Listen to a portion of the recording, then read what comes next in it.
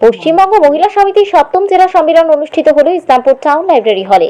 CPI প্রভাবিত মহিলা সমিতির উদ্যোগে উত্তর দিনাজপুর জেলার যে মহিলা সমিতির সম্মেলন অনুষ্ঠিত হল, সভা শেষে শহর জুড়ে মিছিল করা হয়। উপস্থিত ছিলেন প্রাক্তন বাম সরকারের মন্ত্রী শ্রীকুমার মুখার্জি, বর্তমান সিপিআই এর কৃষক শ্যামশ্রী দাস, পশ্চিমবঙ্গ মহিলা সমিতির সাধারণ সম্পাদিকা সহ সিপিআই নেতৃত্ব পবন যাদব সহ অন্যান্য নেতৃত্বরা। শ্যামশ্রী দাস, পশ্চিমবঙ্গ মহিলা সমিতির সাধারণ সম্পাদিকা, বলেন, পার্টির নীতি অনুযায়ী রাজ্য সম্মেলনের আগে জেলা সম্মেলনগুলি অনুষ্ঠিত হয়। সেই ৭ম উত্তর দিনাজপুর জেলা মহিলা সমিতির সম্মেলন অনুষ্ঠিত হলো। শ্রীকুমার মুখার্জি বলেন, মানুষ ভয়ে আছে, অত্যন্ত ক্ষোভের সঙ্গে আছেন।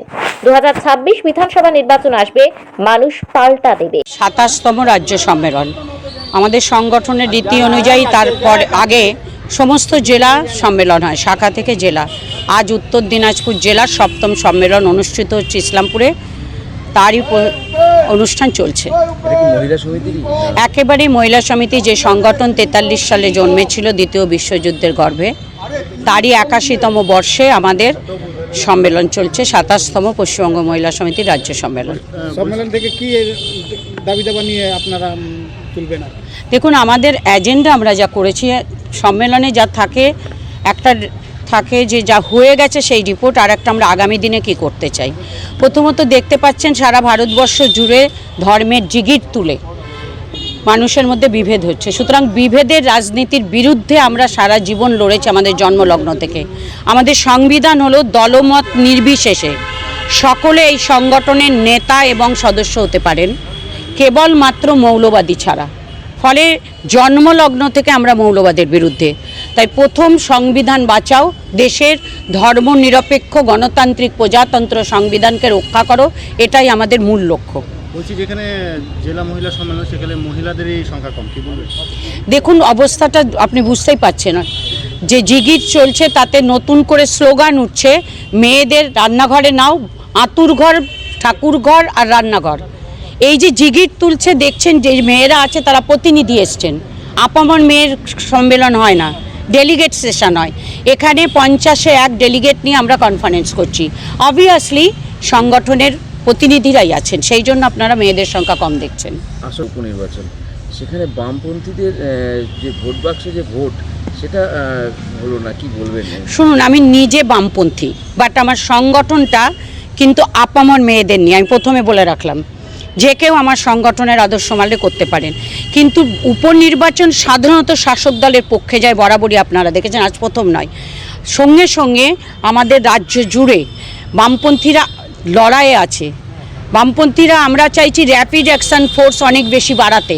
সেদিন যদি আরজি করে বামপন্থীরা না আটকে দিত, তাহলে আরজি করের অভয়ার আজ বিচার হতো না।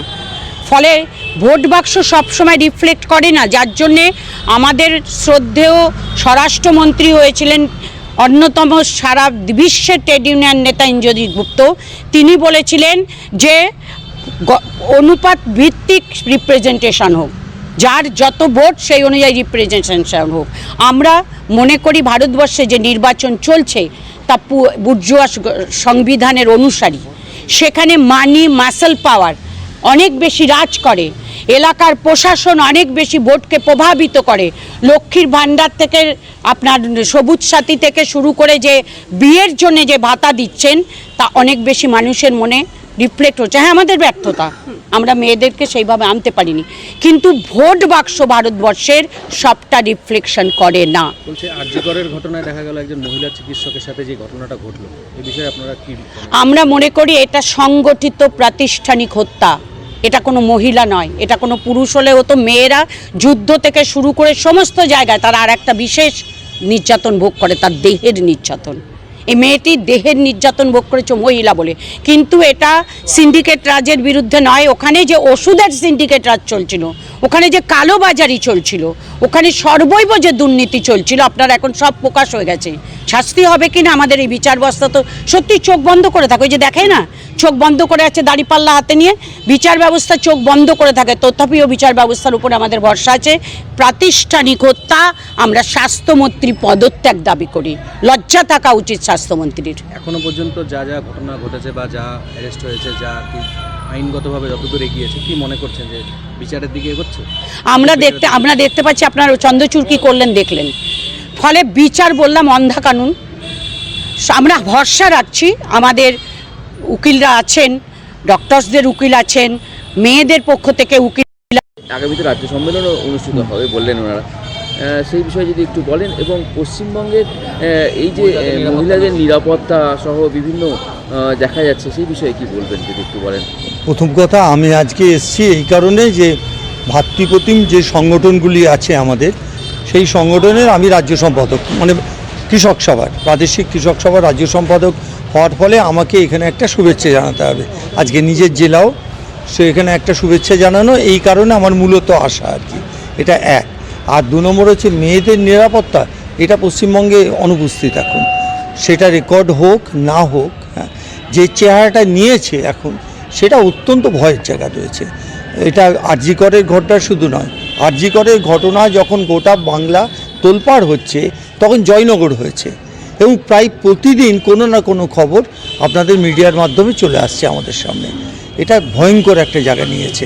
সুতরাং সরকার যদি মনে করেন যে 6টা উপনির্বাচনে 6টা জিতে নিলাম আর আমার সব গোটা পশ্চিমবঙ্গ হাসছে, সেই কারণে তারা জিতছেন, এটা অত্যন্ত, কারণ মানুষ অত্যন্ত ভয়ে আছেন, এক, মানুষ অত্যন্ত ক্ষোভের সঙ্গে আছেন। মানুষ যখন নির্বাচনে